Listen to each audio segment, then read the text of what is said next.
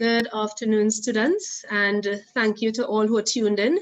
We want to thank you for joining us here today for our webinar entitled A Guide to the UWI St. Augustine Campus Applications for Scholarships and Bursaries.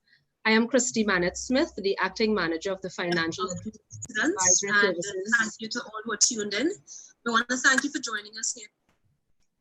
One moment, sorry about that. We really wish to welcome you and to say that it is my pleasure to be here with you to take you through this afternoon's proceedings as one of the main presenters.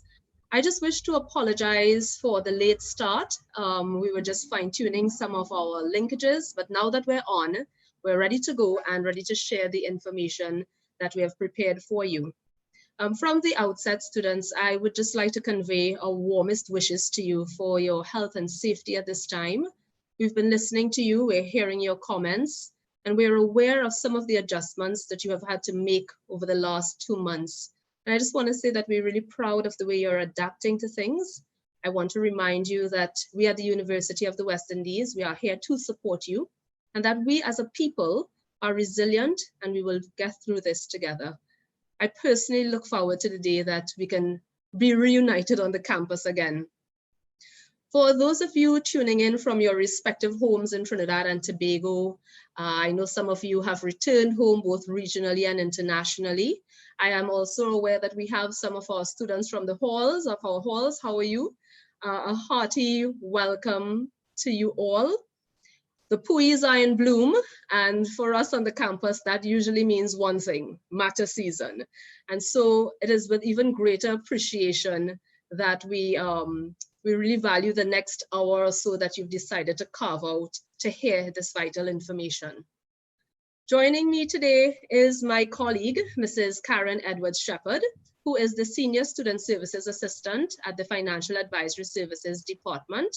And Mrs. Edwards-Shepherd comes with a great deal of experience in the area of scholarships and bursary processes. And she's graciously offered to share her knowledge on some of the topics that we're going to be discussing today. Good afternoon, Mrs. Shepherd, and thank you so much for joining us. Good afternoon, Ms. Smith, and good afternoon to our listening audience. And I would like to say a hearty welcome to the students that took their time out to really listen to us today. We really missed you, we missed communicating with you, and we hope to see each other soon after this COVID-19 pandemic. And Karen, I also want to say that I long for the day we two are reunited face to face. I know we've been doing the virtual. Oh, yes. So miss our hugs. Absolutely. So I will just go straight into our presentation today. And it promises to be a really insightful presentation where we take you through some of the processes, some of the peculiar information that you may or may not have been tuned into. But overall, in terms of what you will learn today, we have prepared the session to help you navigate the Scholarships and Bursaries website. Some of you may have visited it before. For others, it's brand new to you. So we're going to take you into places that really pull out some key information to guide you in your application process.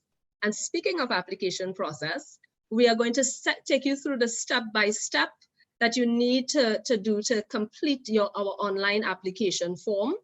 We're also going to share a bit more about how vital the supporting documents are to your application. And Mrs. Edwards-Shepherd is going to take you through a little bit more about our Office of the Board for Undergraduate Studies, Scholarships and Bursaries. But students, as we have you here, you know we love speaking with you. And whether you're face-to-face or virtual, we like to hear what's actually happening with you. And so today, we wanted to take the opportunity to just run a quick poll to find out what your perception is about scholarships and bursaries. And so we have a quick question, and we hope that you oblige. The question today is, have you ever applied for UWI St. Augustine Campus Scholarships and Bursaries? For those of you, I know that you're tuned in to YouTube right now.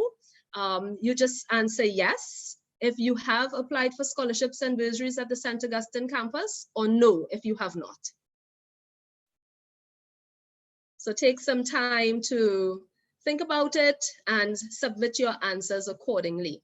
This type of data really helps us to realign the strategies that we use to reach you. And so it's really important that you answer this question for us. And so as the answers are coming in, I'd like to invite those of you who may be now logging on to our webinar. It's the UWI St. Augustine Campus Applications, a guide. We're presenting a guide to you to help you to apply online. In these COVID times, you know, it's important for us to ensure that there's some sort of financial stability moving ahead, and scholarships and bursaries provides that opportunity for you to tap into so that you can perhaps secure some funding for your next academic year. And so the polls are coming in, and the majority of students have answered no. Okay, so now that you've answered no, we can move on to the second part of our question. We're going to delve a bit further into why. Why didn't you apply? You know, was it that you were perhaps unaware of the availability of scholarships and bursaries? Was it that you didn't have a financial need at the time? Were you already a recipient of a scholarship or a bursary? Did you simply think that you were not eligible? Or did you feel that perhaps because your tuition was funded by the government that you should not apply? So let's have your thoughts on it. Share with us why you did not apply for our scholarships and bursaries at the St. Augustine campus. Again, your information would indeed help us to refocus and realign our strategies. It will guide how we reach to you and the mediums through which we get the information out to you. Okay, so I imagine more and more of you are now tuning on to our YouTube stream. Our apologies again for the Facebook Live, but we're happy to have you here on YouTube.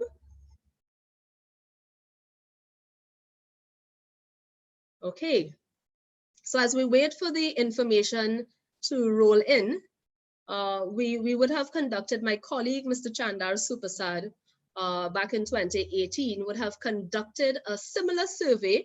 And I'm waiting to see that, I'm waiting to see the results to determine whether we're in 2020 and whether the results are similar. So we have one comment coming through from Ms. Hughes Panton. She said, I did not think I met the requirements for applying. So there we go. And Mr. Superstar would be happy to hear that this is indeed in line with what his poll showed. The poll actually showed that more than 50% of the students felt that they were ineligible. I'm seeing some more answers coming in here. Again, unaware that I was eligible. Salima West, I didn't think I was qualified. I was unaware of the correct process. Okay, so these answers are signaling that we are indeed doing the right thing today, Mrs. Edward Shepherd and team of the FAS. I feel comforted in knowing that this webinar is supporting some of the questions that students have unanswered. Indeed, indeed, it is supporting. All right, so I'm reading here, Ms. Park is saying, there are no scholarships for doing psychology-based master's degrees program. And I'm glad that that actual comment came through. Unfortunately, this webinar caters to the undergraduate students group. The postgraduate awards are usually undertaken by the Office for Graduate Studies and Research. And so you're free to stay on and listen to all that we have to offer today. But certainly the awards that we are speaking and referring to here are specifically for undergraduate degree programs. So thanks for sharing that comment. This applies to all postgraduate students, certificate students, and students who are doing N1 courses who are tuned in right now. For the certificate and N1 courses students, those programs you can still listen on because I imagine you will eventually matriculate into our undergraduate degree programs where this information will be quite useful. Okay, so now that we have a general idea, most of the comments are saying, you know, that the students believe that they were not eligible. And so while we move into the presentation, you will get a clearer idea of what comprise some of the eligibility criteria. And you'd be happy to learn that it's not only academic merit. Before we move into the specific criteria for awards, I want to just share some important things that you should note before you go on to our application portal. And the first thing up here for your viewing, for your understanding, is that only registered full-time undergraduate students or students going into full-time study from level 2 will be considered for a scholarship or bursary. So we're talking about not only undergraduate students, but full-time undergraduate students. As well, part-time students who have completed level 1 of study and will be proceeding into full-time in level 2, they will also be eligible. And that's proceeding into level 2 full-time as at August, September 2020. Thirdly, the students from the Faculty of Medical Sciences who have completed phase 1 of their exams, they are also eligible to submit an application. Off-site students who are expected to register at level 2 at the St. Augustine campus from August 2020, those students who are from St. Lucia, St. Kitts, St. Vincent, and all those, the community colleges, will be eligible to apply for scholarships and bursary. And if you are the holder of a continuing award, and you would hear a little more about what a continuing award is, if you are the holder of a continuing award and have maintained your academic standard, and have not maintained your academic standard of a B+ average, you would also be eligible to submit. So let me just speak to that a bit more. We have some awards that are continuous, which means that from year to year, you continue to receive the disbursement of funds. The thing about it is, if some of the donors expect that you at least maintain a B+ average in order to remain eligible for the next year's tranche of funding. In the case where you have not maintained your B+ average, it is only then you would not be eligible for your continuing award anymore. It is only then that you can apply for another St. Augustine campus award. So be guided by that, okay? All right, we're moving on. And in as much as there are the eligibility criteria set out there for you, there are some things that would make you ineligible.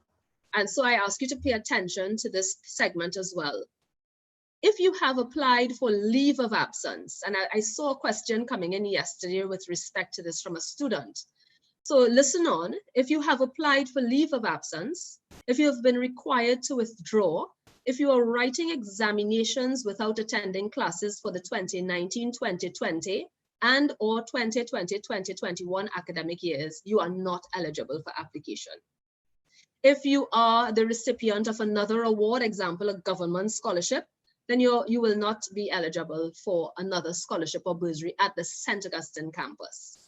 If you're expected to complete your course of study at the end of 2019-2020 academic year, you are also ineligible to apply. Continuing on, if you are the holder of a continuing award, you are not required to submit another application.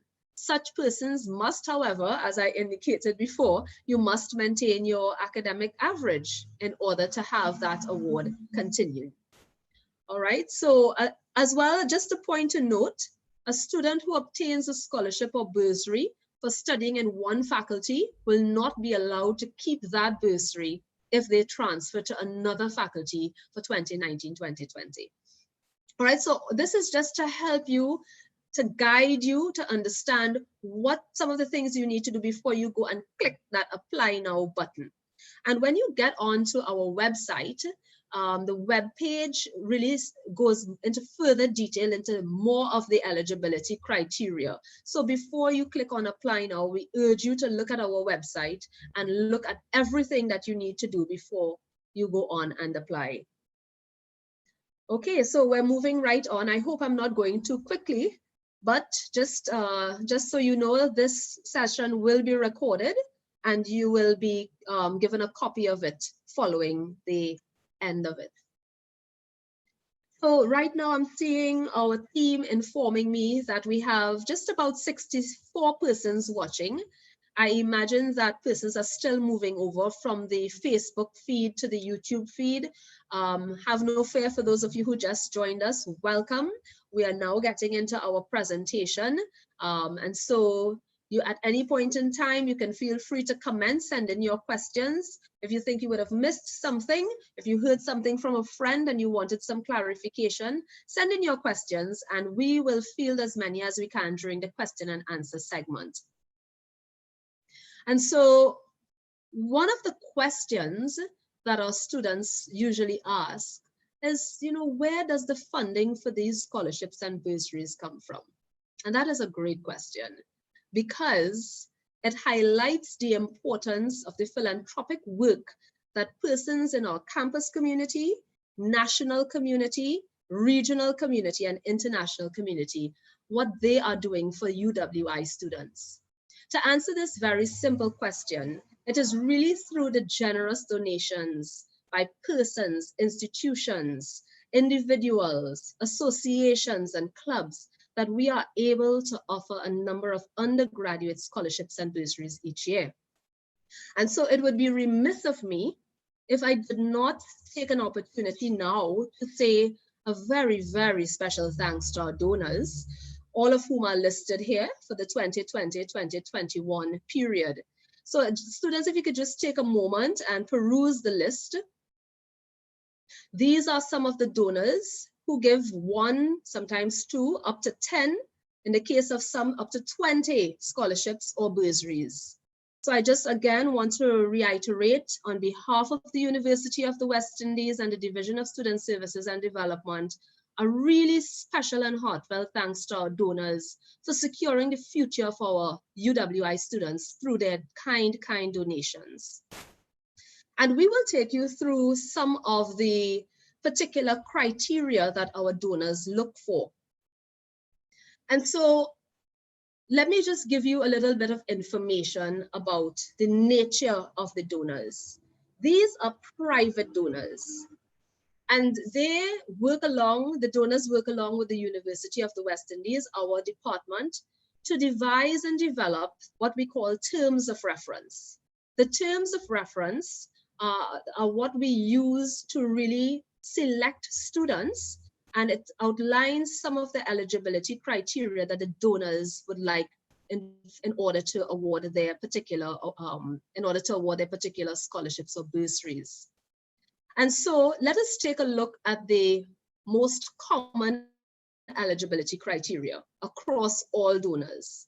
The first is academic merit. Of course, this is indeed an academic institution, and so you are expected to achieve some measure of academic performance that is in line with things like your GATE funding, with your class of degree. And so for academic merit, most of our donors require you to have a 3.0 GPA, a minimum of 2.5. And in the case of the 2.5, we take that on a case-by-case basis. So it would be your best bet to try to get a 3.0 and above, okay? Also, we have the other criteria listed here, financial need. Now, I want to talk about financial need a little more because our supporting documents, which we will come to shortly, speaks to that financial need component.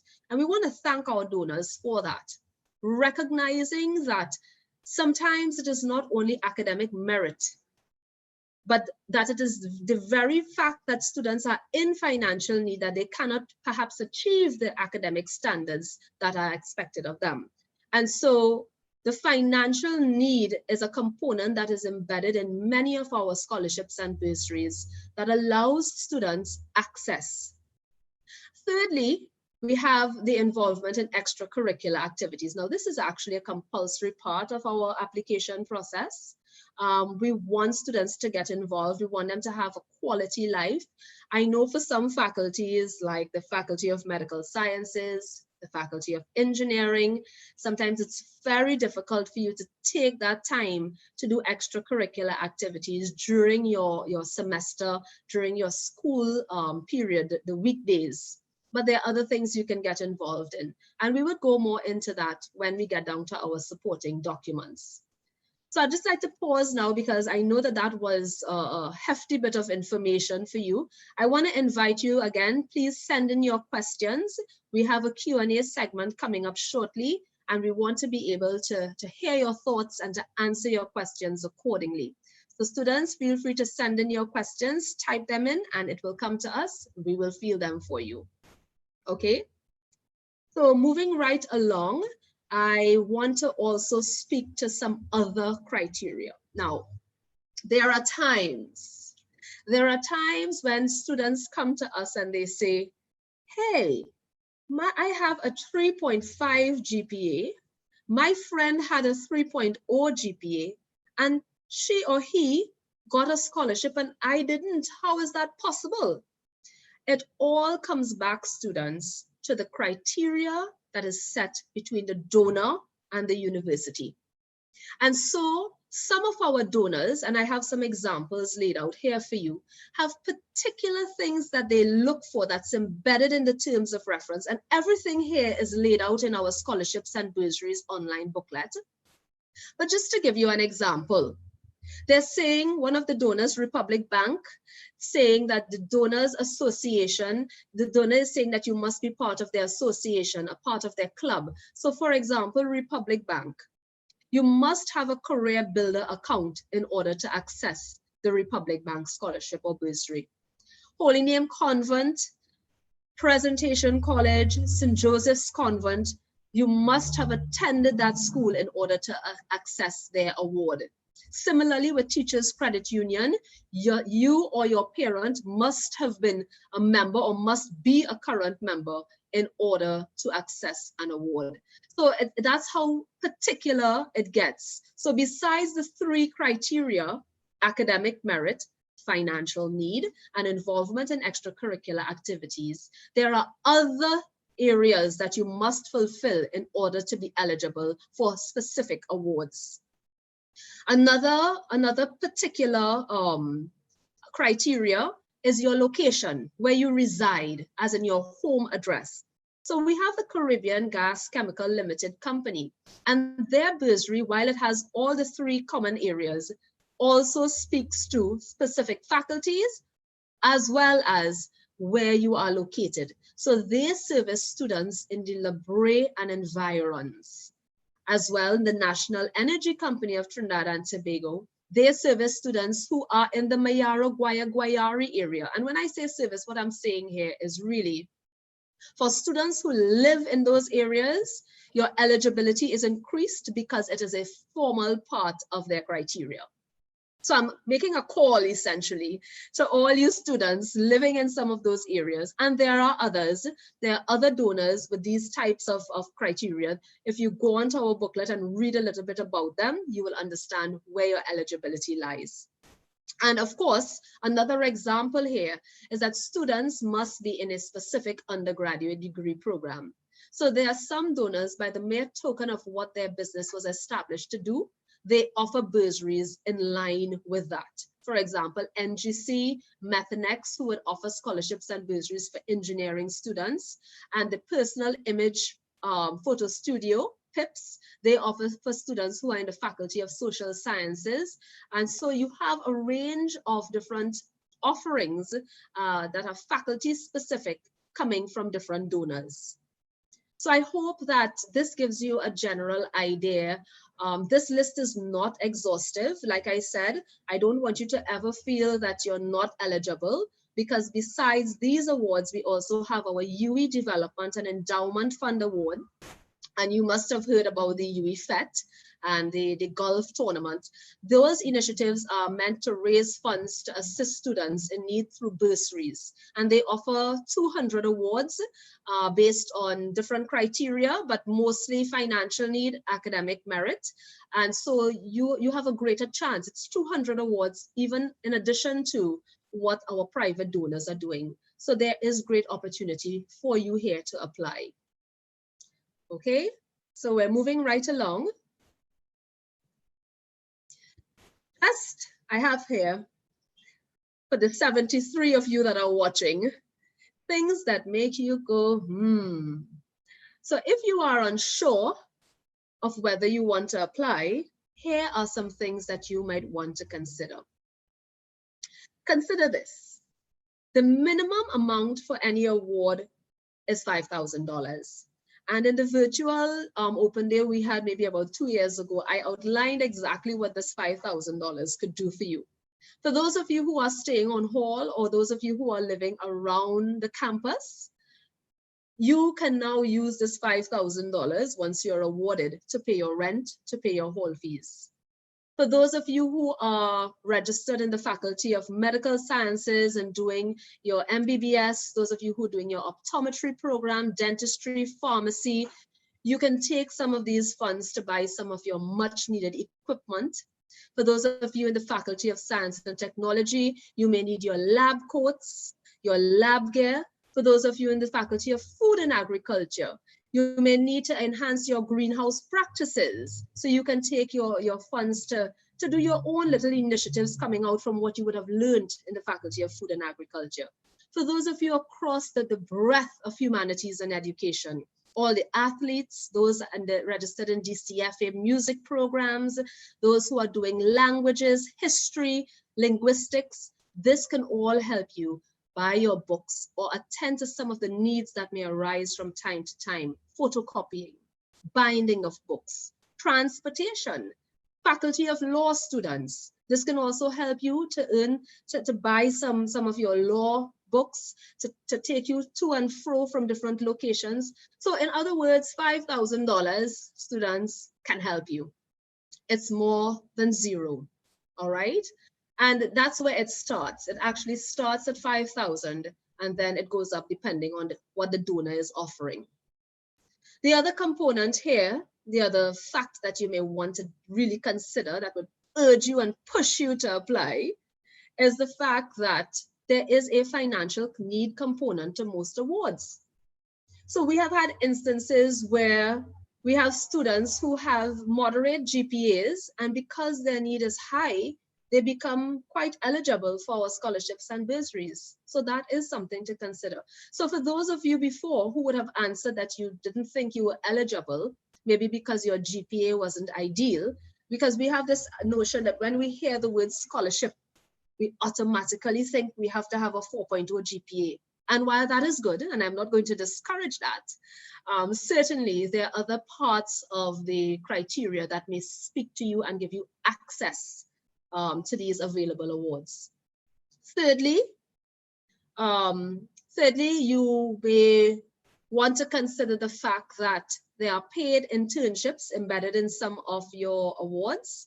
So it means that, for example, for the NGC award, we have summer internships where students go into the particular company, and Yara as well. They go into the particular company for the summer school session and they earn a little living to help them further. And more than that, they get great experience from the company. As well, the awards are open to all faculties. All right. So not because I identified a few faculties before you will think, well, you're exempted. But the awards are open. You just have to look to see which ones are faculty specific, but there are opportunities for all students in all faculties once you're doing an undergraduate degree program. And finally, you just need to submit one application. You don't have to apply for every single award.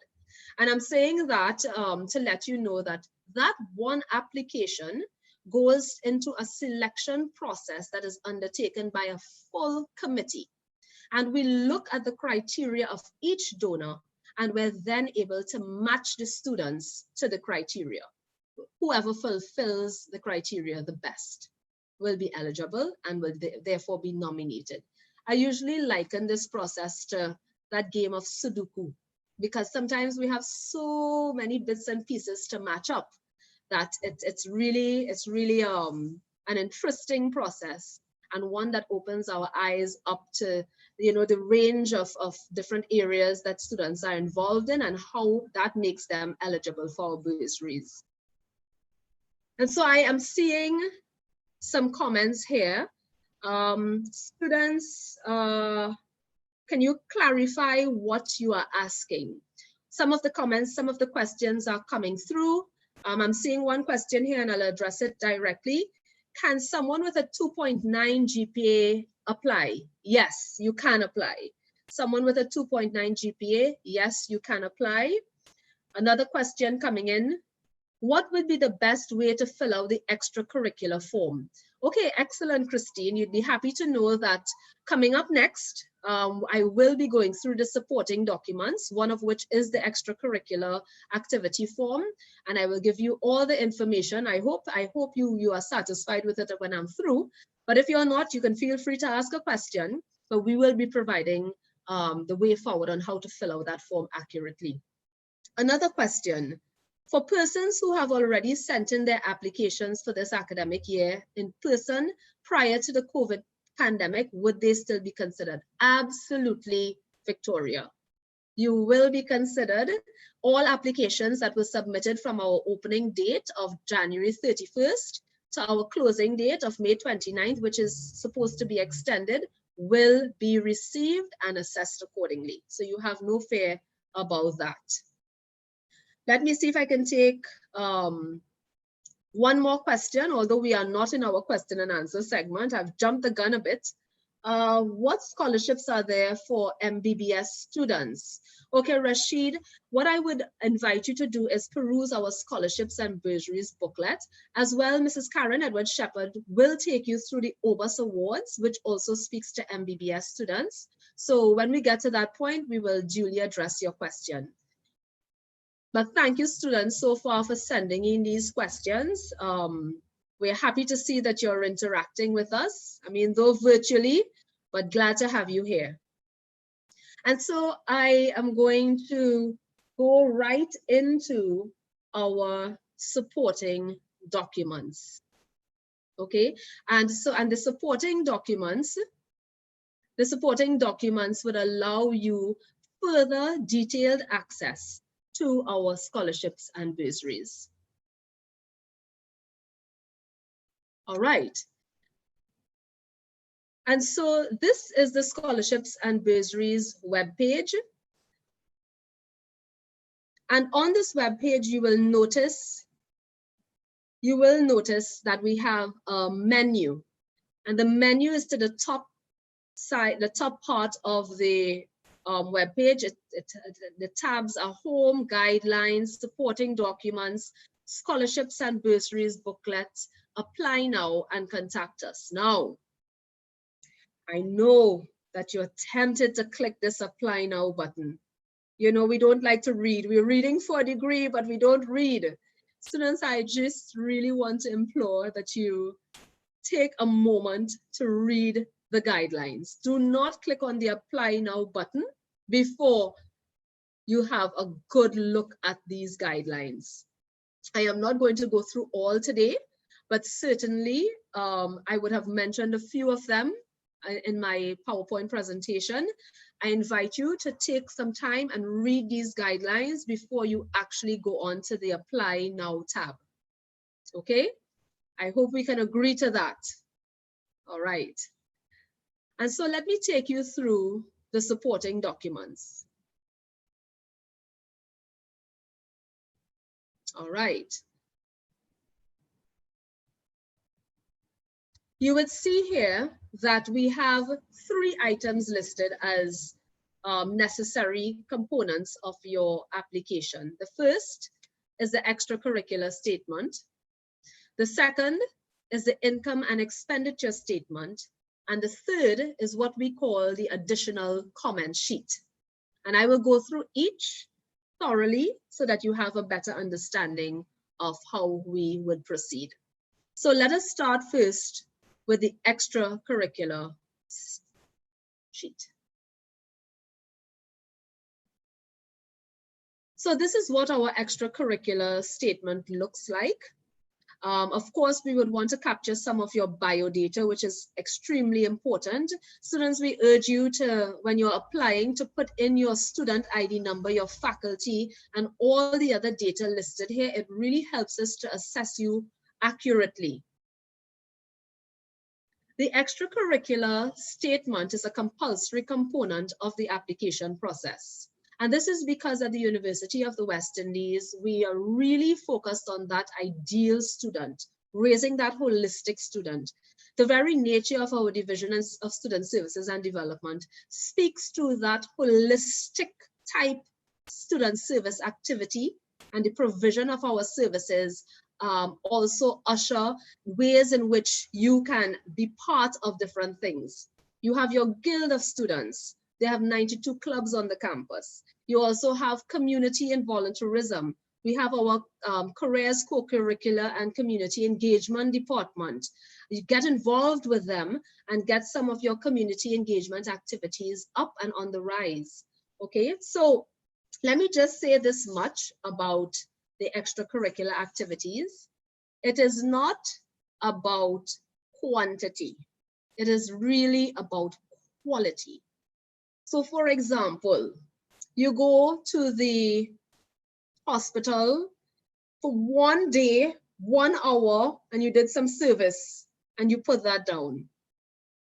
Well, I'm not quite sure if that would be weighted heavily in our scoring system. However, if you have been part of a community, let's say you're a religious organization in your area, and you have been engaging in community service and volunteerism for maybe a year, then it becomes quite easy now for you to put that activity down, and we weight heavily because we see that it's continuous. We see that there's depth to your activity base, and that is really, really, really important. And so you have your clubs, teams, and associations. If you're involved in any of the clubs on campus, any of the clubs off campus, any particular team, this is the area that you will actually fill out. If you are engaged in any sort of volunteerism, you're part of an NGO, you do a lot of community service in your area, then you fill out this particular section. You're putting in the date, the duration, the name of the organization, and I'll tell you more about that shortly. You just fill out each area. If, for example, you are engaging in some type of entrepreneurial activity, we also take a look at that. If you have, for example, you're tutoring kids, or you have a little company that you set up, you know, let us know about it, write it down, or any other relevant activities that you think might give you a better chance of accessing the scholarship through the extracurricular forms. All right. So Christine, I do hope, and others who are asking questions, I do hope that this particular form gives you my information on it gives you a better idea of what is required. Now, very, very important here is the supporting documents that come with the associations and the volunteerism. Because it's easy for someone to say that they've participated in something, but we need to have the evidence. We need to have verifiable evidence for accountability and transparency purposes. We too have to account to our donors. And so you must have your supporting documents. If you are part of a sporting club, you get your coach or the head of the association or club to sign the letter on the letterhead of the club, have it stamped and send it to us. Similarly, your churches, your mosques, please get your religious leaders to sign the form, stamp it, and send it to us. And that way we have verifiable evidence of your work. Okay, so I hope that that gives you a better understanding of the application, the co-curricular statement. Let me just check in with the questions to see if I am answering directly. Okay, so no questions there so far, but again, feel free to send in your questions. We have a Q&A segment and we'd be happy to take it at that point in time. I am going to move now to the projected income and expenditure statement.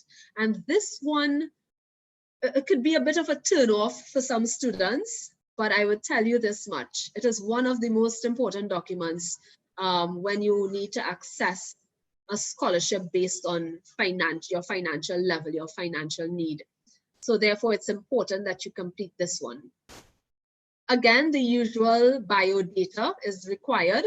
Your student ID, faculty, degree, program, contact number. We also ask for supporting documents to accompany the information that you're sharing here with us, the financial information. So let me just go through first the type of information we require, and then I will speak to you about the type of documentation that needs to support those requirements. So you would notice here in the first column, it says income for the year, and you have your mother, father, or other parent, guardian, whoever is taking care of you. And then the column that follows provides an area for you to actually input the information.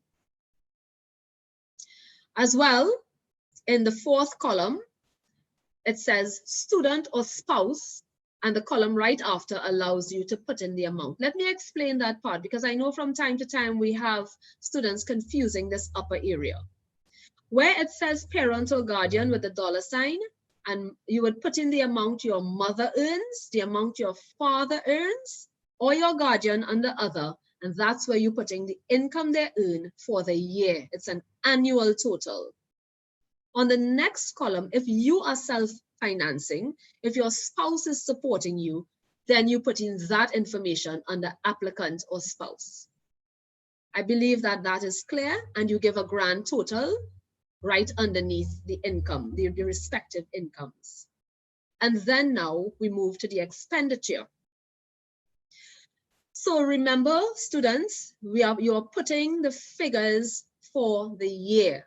So for example, if your mortgage is $2,000 for the year, you multiply that by 12, it's going to be $24,000, and that's the figure you're putting. And in the case, same for your parents. If you do not have a mortgage, then your parents will have the mortgage, and that's the figure you're putting there annually. Similarly, you may be renting, your parents may be renting, or you may be renting, or your spouse, you're putting the annual figure. If you as a student, if you are not living at home and you are living on hall or around the campus, that is where you now have the opportunity to put in that expenditure under student rent. Additionally, you will include other utilities such as your internet costs, your telephone costs, electricity, water, grocery items. So you would have groceries at home. If your parents are supporting you, they would have to pay, of course, they would have a grocery bill at home. And for you personally, if you're living on or around the campus, but definitely out of your home with your parents, then they have another bill to pay for food. In addition, you're traveling to and fro. For those of you who are commuting students, you would put in your basic or anticipated traveling expenses for the year based on what you pay on a daily basis. And the next item are things like books, equipment, and so on. You would put a figure for that. And the other is any other miscellaneous items for which there is some sort of expense. And so you would do this whether you're supported by your parents or guardian, or whether you're supported by self-supporting or supported by your spouse. And you would complete it by putting the totals. In addition to this section, which I think is more or less clear, in addition to this section, we have another area where we collect some more data to help us in our assessment. And many of you, particularly our local students, and perhaps even our regional and international students who access funding via their governments or federal grants, you would have to answer some of this type of information at some point in time. For example, the form asks the number of persons in your household, the number and ages of dependents, the number of persons in the university, attending university, whether your parents are employed or retired or unemployed, whether there's a differently abled person in the household. The form really goes into depth, and we really want you to answer it in order for us to truly assess the depth of your need. Okay? Now, in putting down this income and expenditure, we would want you to supply us with supporting documentation. So in the case of your parents or guardians, when they put their income for the year, we would need to have supporting documents like a pay slip or a job letter indicating the status of their employment. For persons who are receiving some sort of pension, disability, their parents are on a grant from social welfare, we also need supporting documentations, a receipt, your last and most recent receipt from your welfare checks, your pension funding receipts. For those of you who are self-employed, we would need you to write up a letter giving us the status and nature of your business and have that notarized either by a public notary or commissioner of affidavit. And these are the types of very, very important documentation that is required to support the claims that you're laying here in terms of your income and expenditure. Finally, with respect to the income and expenditure form, you would notice that there's a part at the bottom of the form where you sign as the applicant. And in signing this form, you are declaring that it is true. And more importantly, this form has to be notarized by a commissioner of affidavit or a public notary. There are a few in the vicinity of the campus. I know that they are around in your respective districts. Please find a public notary when all the restrictions have been relaxed in our country and get them to notarize this document. I'll tell you the value of that. This becomes a legal document once the commissioner of affidavit or the notary public authorizes it and notarizes it. And so whatever you declare has to be taken as true. And if found untrue, there would be consequences. Okay? All right, so I believe that this particular form, we have gone through the range of information that is required for this form. And I would now take the opportunity to discuss our final form, supporting documents, the additional comment sheet. Now, this additional comment sheet allows us to put a human side to things. We just spoke about the figures, the quantitative side. And now this additional comment sheet allows us to hear a little bit more about you. Whereas Mrs. Edward Shepherd, she would take you through our online application form. There are things within the online application form that cannot readily be captured.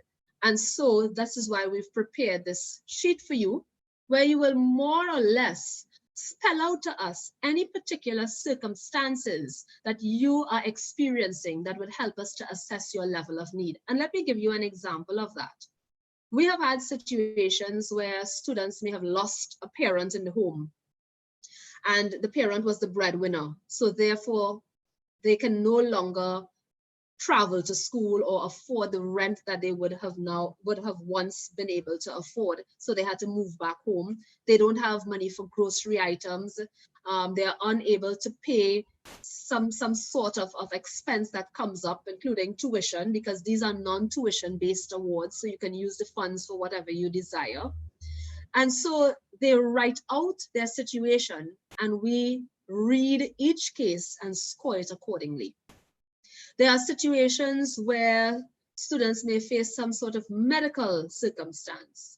There are situations that range from very, very simple to extreme. But whatever it is, it allows us to put a human side to your application.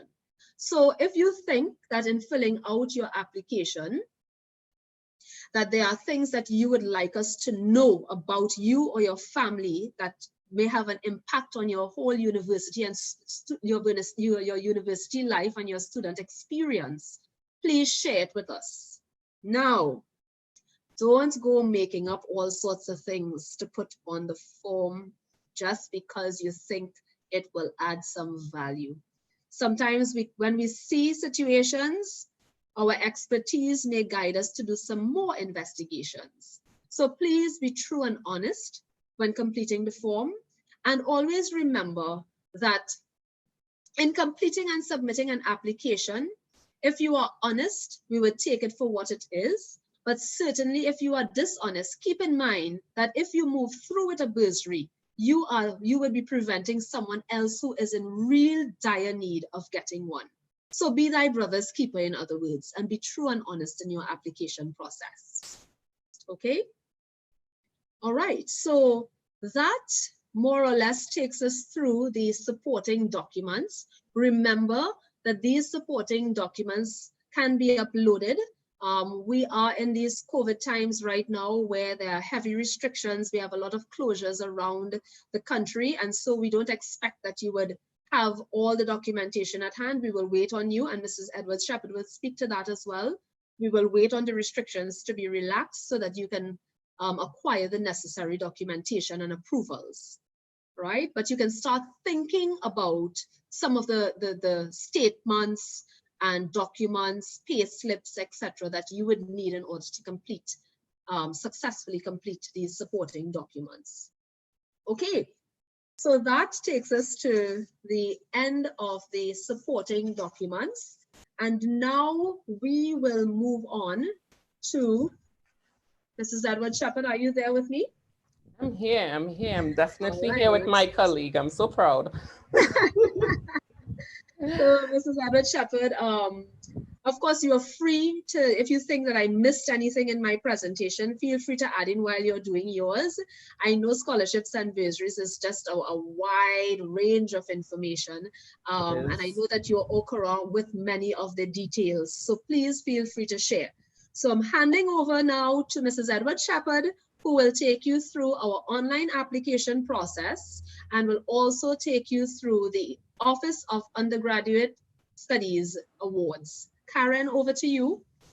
Oh my goodness. Thank you so much, Mrs. Smith, for that detailed account. I'm sure the students would agree with me that it was really concise, it was clear and well received. I hope this information would bring some clarity, some further clarity to our application process, and that it would be more approachable so that we could capture more applicants. So now I would take you through our application process. Now, once you visit our website,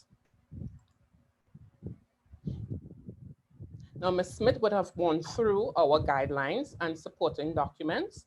You click the Apply Now page and you would be presented with the various applications that we have available.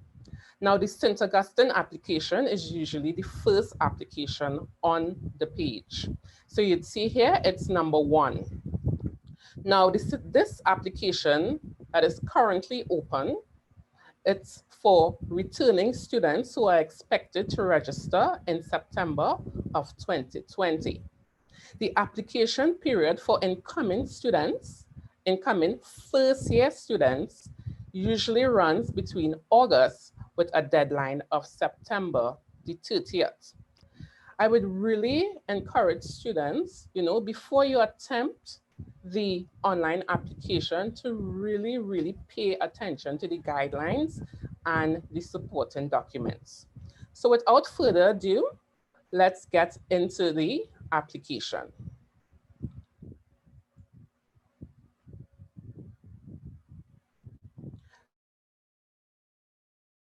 So you would see here, there is a notification.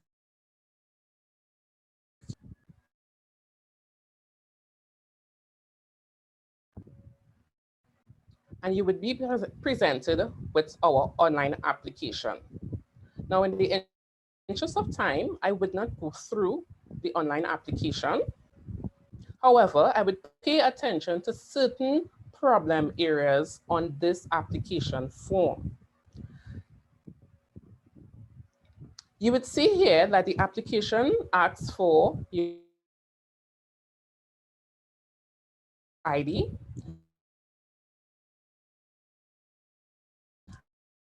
and it also press submit. There is a automatic email that sends us. Now, if this is wrong,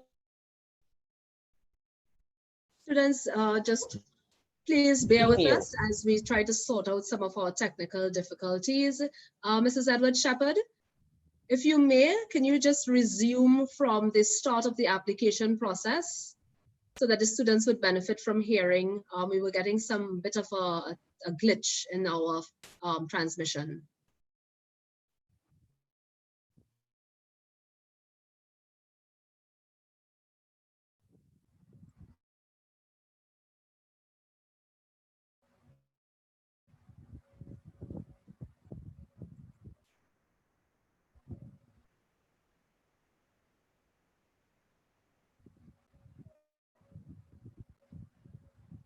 Okay, so while we wait for the technical difficulties to be resolved, I will just entertain you guys a bit. Let me see if I can field some of your questions. And the questions are indeed coming in. A question for a friend. Jake, you are a good friend. You're tuning in to ensure that your friend gets the information. For a friend, could N1 students with a 4.0 GPA apply? Emphasis is on N1. Unfortunately, well, firstly, let me congratulate your friend on the 4.0 GPA. That's really excellent. And I hope he or she maintains it because that would serve your friend well in terms of matriculating into our undergraduate degree programs where he or she will become eligible for application to our scholarships and bursaries. Just to reiterate, Jake, these scholarships and bursaries that are being offered at the St. Augustine campus are for undergraduate degree programs, not yet for certificate or N1, but perhaps after this, you never know, we may get some offers for students in those particular programs. Mrs. Edward Shepherd, are you back with us? I am back. Okay, Apologies great. for that. So I will once again hand over to Mrs. Edward Shepherd, and we will resume with our question and answer segment after this. Thank you kindly again. So, as we get into the online application, I would not fill out the application, but I would like students to pay attention to certain problem areas that we encounter with this online application. As you would see here, you have to enter your student ID. After you enter your student ID, you enter your student email. Now, this area is very important because at the end of submitting the application, you would be presented, you would be forwarded an automatic email. Now, if there's an error in your email address, you would not receive the automatic email. So we'd really like students to pay attention to this area when filling out the application form. As we go on further, usual information, your student name, your hall information, because there are awards catered to persons on hall, your address, country of birth, nationality, faculty, and a degree option. Another area here of concern. I know a lot of students, they come into the university and there are certain programs that they would like to pursue.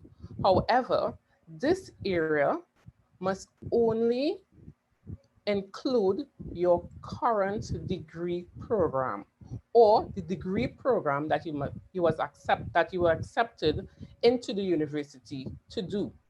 Okay, that is very important. As we go on, you filled out your status, your entering level. So whatever level you are going into in September 2020, you enter this information here.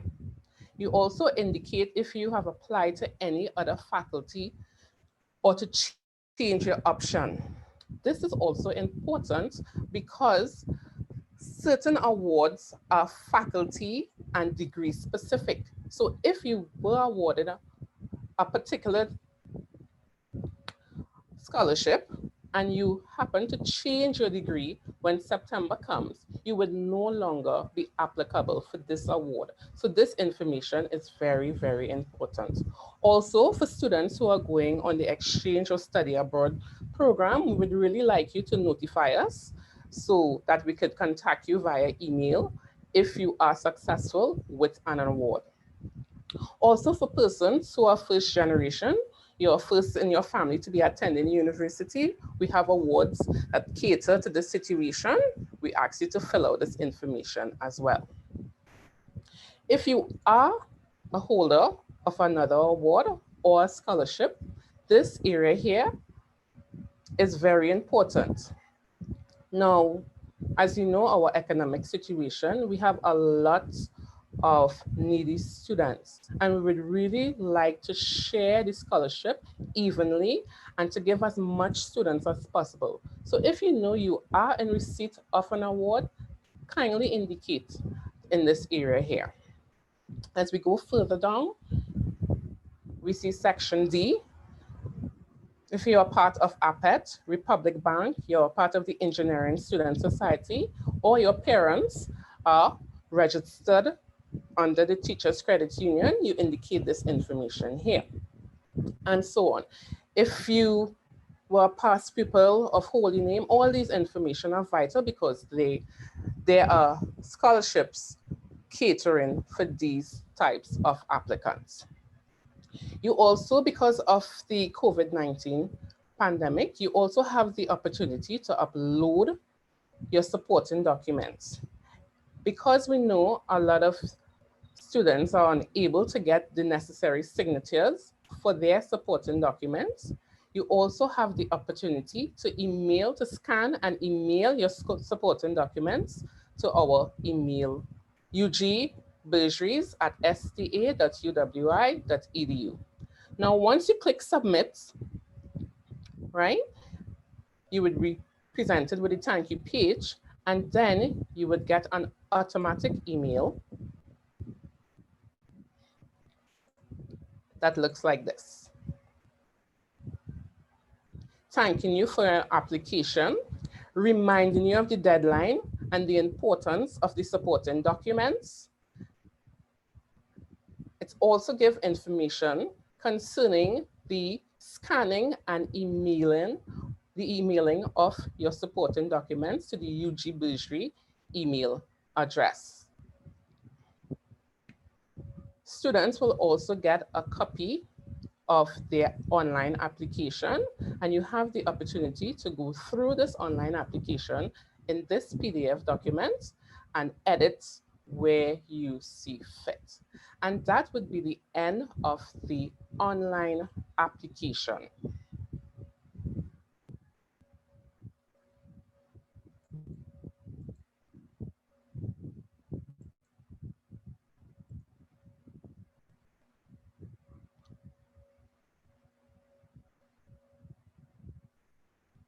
Okay, students, so we're now going to move over to the next segment in our webinar today.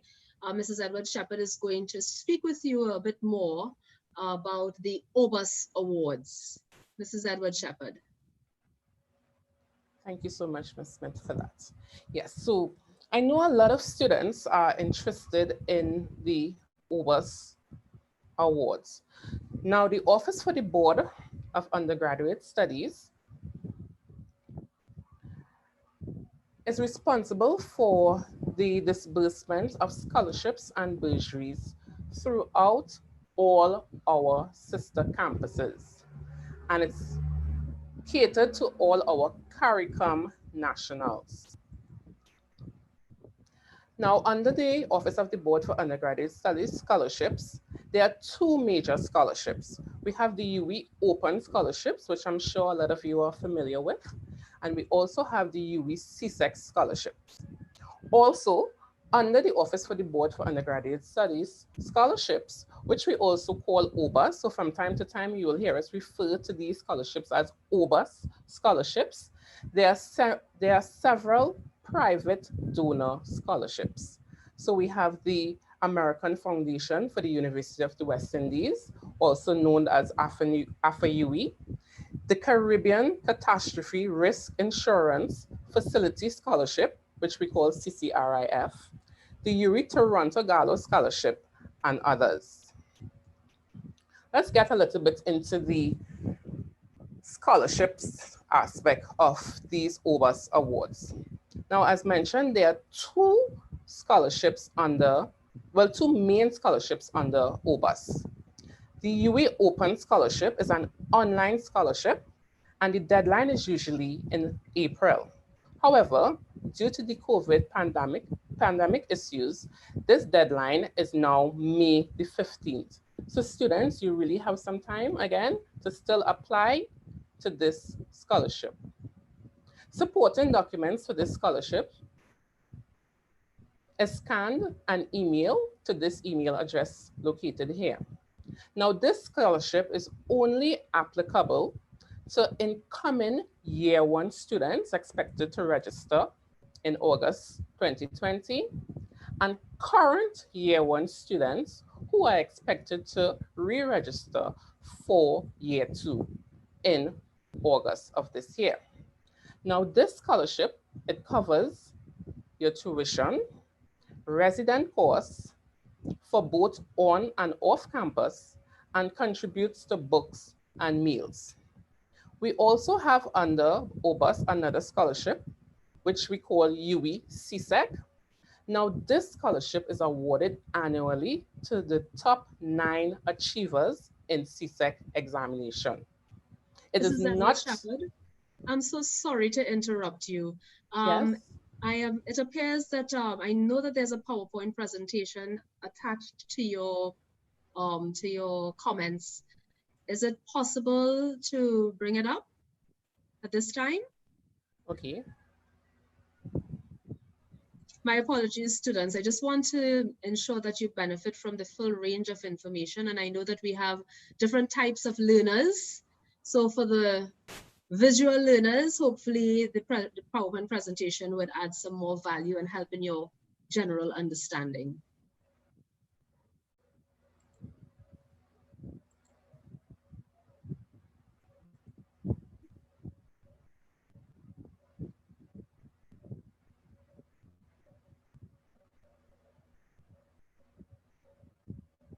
Okay, so there we have it.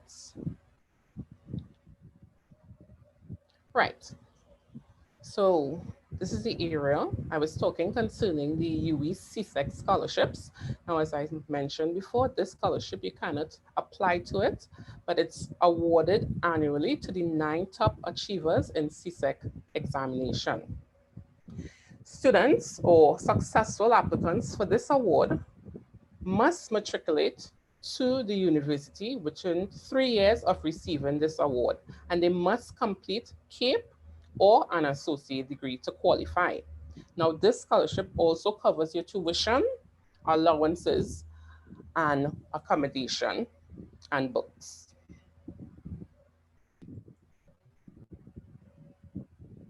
Criteria for the open scholarship is outstanding academic performance, financial need, and involvement in community activities.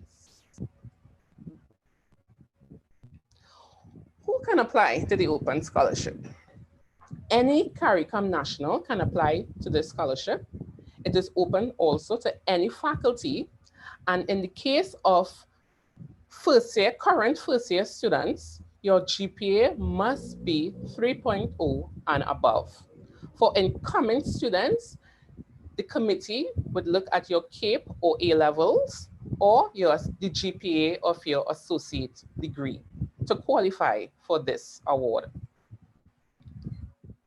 Now we get into the private donor bursary scholarships under OBUS. And I know a lot of you are familiar with these names, the AFA-UE, Millreef, UE, Toronto Gala, CCRIF.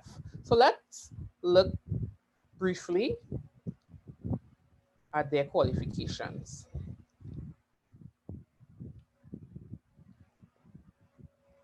Now, the AFA-UE award. The value of this award is US $2,000 to $5,000. There are a lot of AFA-UE awards. We are unable to name them at this point in time because every year it changes because they are donor specific. But once you visit their website, you would be able to see the information and see the different types of AFA-UE scholarships. The tenure for this scholarship is 1 year. It is open as well to CARICOM nationals. To be eligible for this scholarship, you must be either from the Faculty of Medical Sciences, from the Faculty of Science and Technology, from the Faculty of Humanities and Education, and from the Faculty of Social Sciences. You must be in either level 2 or 3 if you are in Science and Technology, Humanities and Education, or Social Sciences. And in the case of Medical Sciences, both year 2 to year 5 students are applicable for this award. CCRIF. The value of this award is $4,000 US. Maximum tenure 2 years. You also have to be a CARICOM national, and you can also be a CCRIF member country. The CCRIF scholarship is specific to each campus. So Mona, they look for specific faculties. Kville, they look for specific faculties. And at St. Augustine, there are specific qualifying faculties. I would implore you to visit the CCRIF website where you can get further information on this scholarship. And this scholarship is only open to students in level 2 because the maximum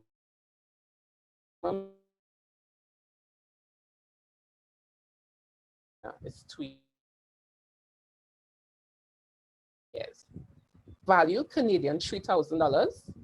Maximum tenure 1 year. Also open to Caribbean, humanities and education, and social sciences. Level year 2 as well is applicable. Now, one might ask, what is the difference between these different scholarships under OBUS? Where the UE Open Scholarship covers your tuition, boarding, and meals, the UE donor scholarships are value specific. So students can use that fund for anything that they want. So it's not a scholarship per se, it doesn't cover everything, it's just a specific value, and students are free to use the money to cover their different expenses. Now, to qualify for these OBUS donor scholarships, as you would see here, financial need is high on the list. Also, the maintenance of a GPA of 3.0 and above, and involvement in extracurricular activities. Now, I really want to stress on the verifiable financial need. This area here, from time to time, Mona will liaise with each campus to inquire if the student or applicant, if their fees are outstanding, what is their current situation? What is their current financial situation? So I'd really employ students to, when they're filling out the application form, to really put as much information as possible. It really assists in you getting, an award. Because if we do not put the information, then we have really nothing to go on.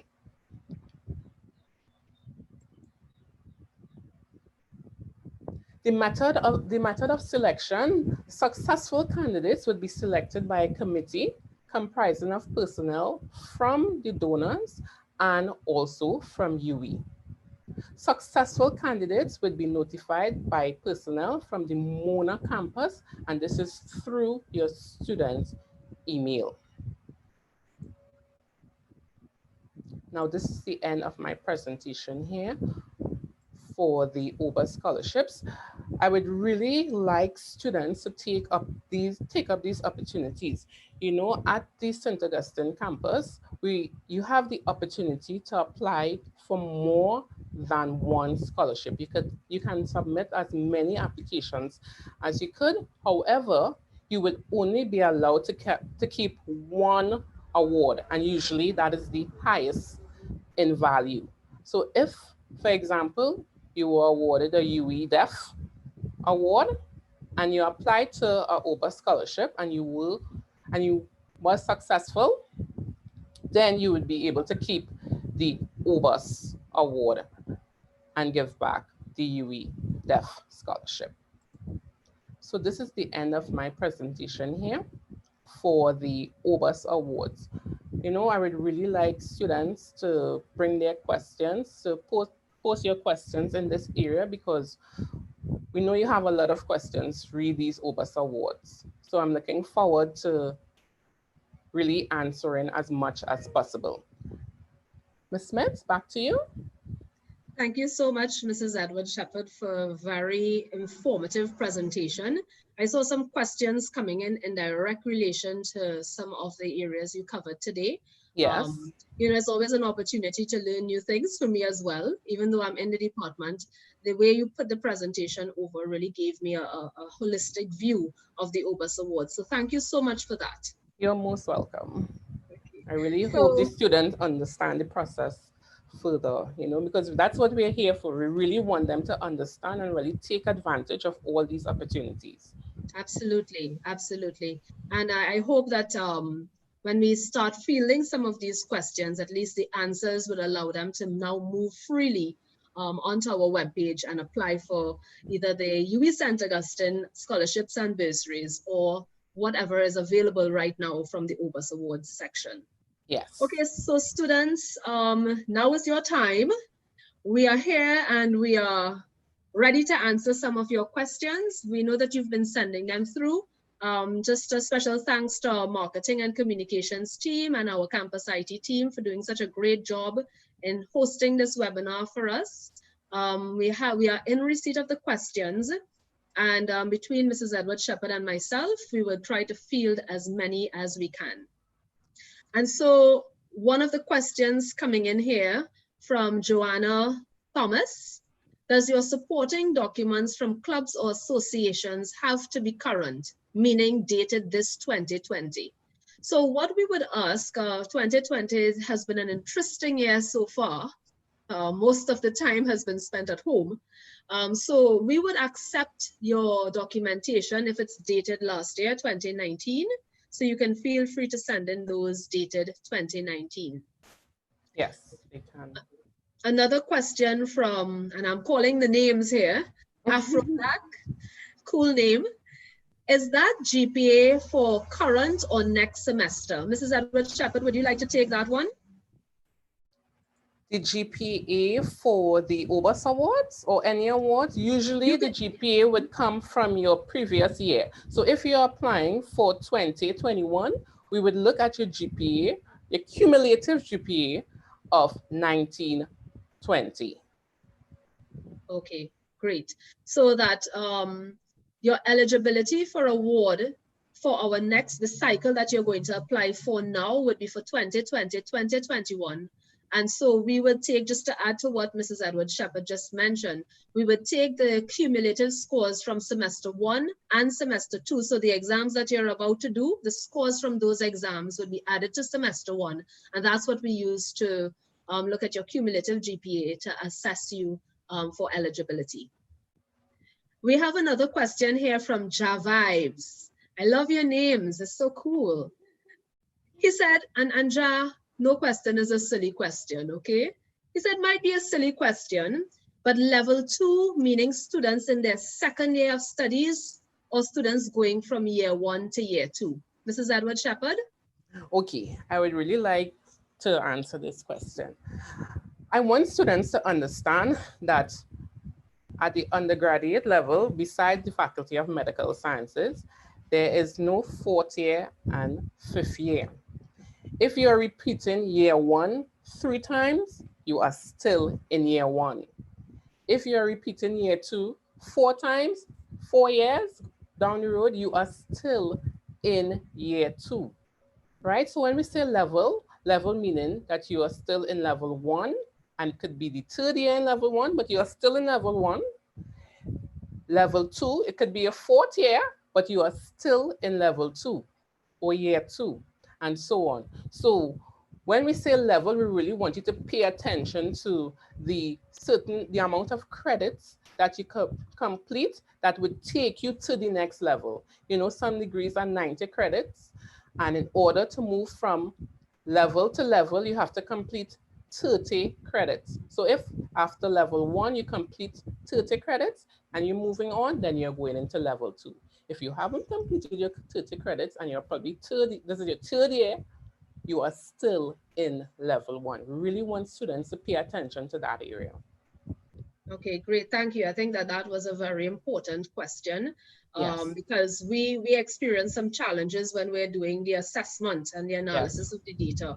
So you save us a lot of time, and you save yourself greater access. You actually give yourself greater access when you put the accurate information. So thanks a lot for that, Mrs. Edward Shepherd. We have another question here from AMH, and I think that might have been answered in your presentation, Mrs. Shepherd. The question is, are there separate application forms for the UWI Toronto Gala and AFA UE scholarships? Yes, there are separate applications. Usually you would see them posted on our website under the OBUS scholarships. We would have each scholarship named, and they would be numbered. And once you click each scholarship, you would be presented with a separate application for each. Okay, excellent. So you just look on our webpage. There are two sections. The first section identifies the St. Augustine scholarships, and it's usually in a blue bar. You click on the bar and it expands. And the latter half of the page speaks to all the OBUS awards, and it's named accordingly. So you just go into each one and click, and you get the requisite information. There's a question here from Afro Black again. Can regionals, Leeward Islands apply?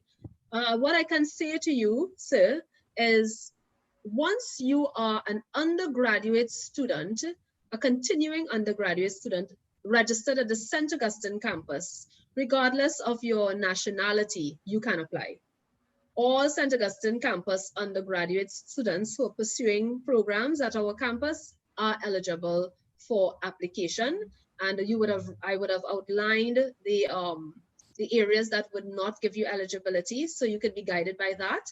But I want to remind students that we are indeed a regional university. We pride ourselves on, accommodating all students from all parts of the world. And so once you're registered at the UWI St. Augustine, you can apply. I hope that answers that question for you. I will just look at maybe three more. I'm seeing someone asking a question here. What if a person is repeating year one? Can they apply? This is a really good question. And it is important to know that you submit the application to the correct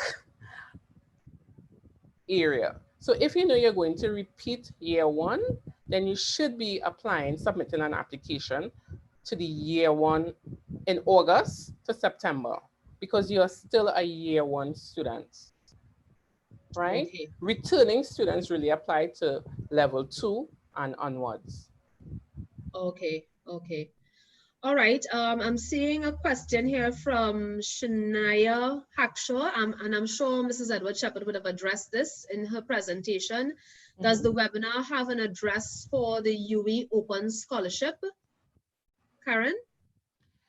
For the UE Open Scholarship, to submit the supporting documents? Yes. Yes, there is an email address. Once you fill out the application online, at the end of that application, you would be presented with the email address for Mona. Okay, so Kimberly Alcock is asking, how do I go about showing supporting proof that I am associated with a hall committee? So what we have had in the past, the hall chair and the RAs would usually write, the managers sometimes, once the student writes the letter, they stamp and authorize the letter. That is taken to the Division of Student Services and Development, and our director there would sign off as proof once authorized by a person in authority on that respective hall committee.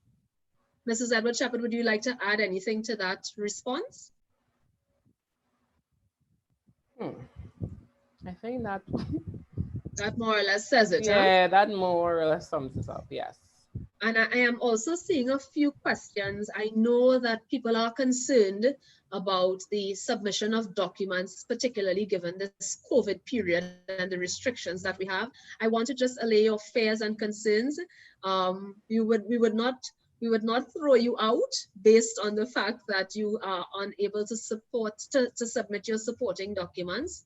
We are quite cognizant of the restrictions, and so when the restrictions are opened up a bit, and once we are back to some semblance of normalcy, you will be free to submit your documents, even if the deadline date has passed. we would still allow you to submit your supporting documents with all the documentation and the stamps from the public notary. So have no fear, but what you can start doing is start filling out the information. Similarly, for the persons who asked about job letters, TASMAs.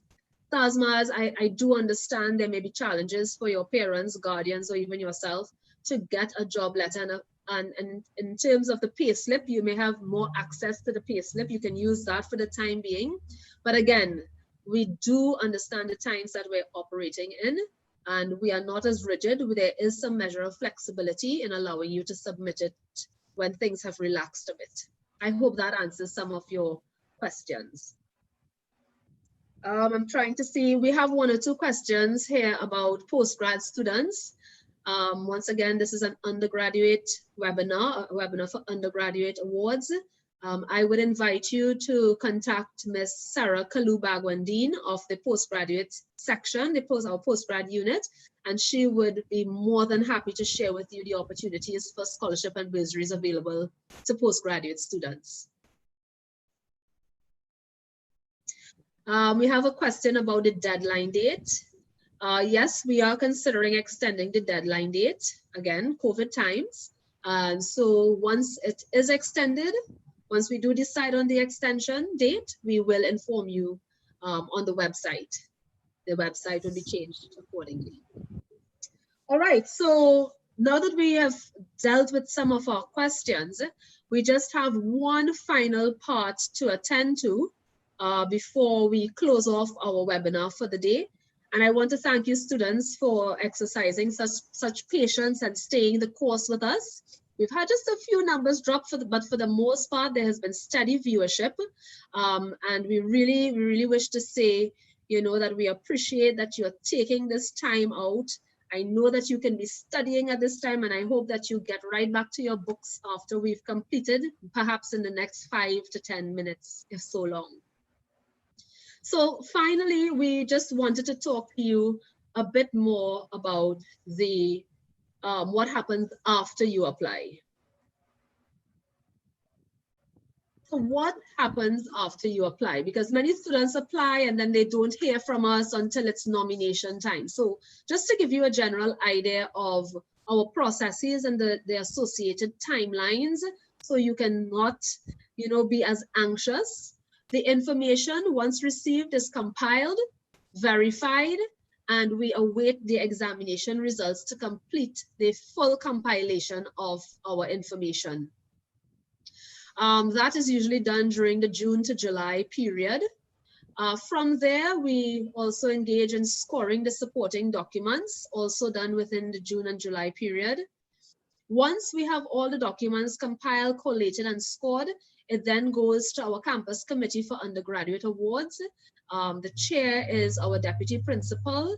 The committee comprises ourselves as the secretariat, a member representative as assigned by the dean from each faculty, your guild president, as well as every donor who has contributed to the scholarships and bursaries at St. Augustine campus. So it goes to this committee. The committee sits and reviews the applications and makes selects nominees for approval by the donors. And that meeting usually takes place in August. Then between August to September, our nominees are confirmed by the donors. We hope, many times we hope that it's done within that period, and we try our best to get it done in order to notify students that they have indeed been successful with their application. And that comes usually in September and October. And finally, students are required to attend our CCUA award ceremony. It's a check distribution ceremony in October. For continuing students, that's where all the donors are present. You have an opportunity to meet the donors face to face.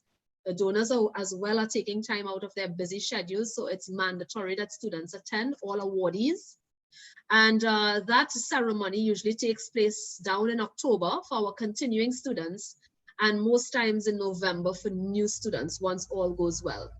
So that is just to give you an idea of our timeline. For our new students, applications for scholarships and bursaries, that will be for our incoming students. That takes place from between the 1st to the 30th of September annually. And students are then assessed going through the same process, but their timelines are a bit different because their application process takes place later down in the year. So I hope that that provides you with the information on what happens on the back end of things, so that it will quell some of your anxieties. Just to remind you again, because of the number of applications we get, we only notify those who are successful. So if you realize you have not been notified by September, October, which is when the notification takes place, you can call in to find out, because we also have awards that come in afterwards that you may be eligible for. But usually once the award ceremony takes place, that will be the end of the first tranche of our awards, the awards and our distribution. Okay, so we ask you to apply now. Go on to our scholarships and bursaries webpage at sta.uwi.edu/scholarships and apply now. There's no time like the present.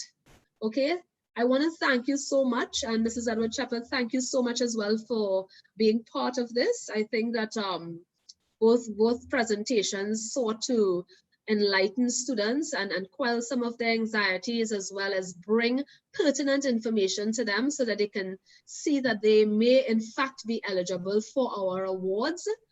They would have learned about the application process and on the OBUS awards as well. So now we leave you to delve further into the world of St. Augustine scholarships and bursaries. And of course, if you have any questions, please feel free to contact us. I'm going to share with you, I'm just going to end now. You can contact us by emailing ugbursaries@sta.uwi.edu. That's UG as an undergraduate, ugbursaries@sta.uwi.edu. I'm going to share with you just a few pictures from our awards ceremony 2018-19 and 2019-2020. Just a snapshot. I'm sure you will see some familiar faces here. Some of your friends, colleagues, our donors are also here. And I wish to sincerely thank you, students, for joining us today. And I wish you all the best. Please continue to be safe and maintain your health during this COVID period. We look forward to welcoming you back again once all the restrictions are relaxed. Thank you again. Thank you to our marketing communications team, our campus IT team, to the FAS team. My many thanks to you all, and we will see you again later on in the semester. Take care. Take care. Thank you.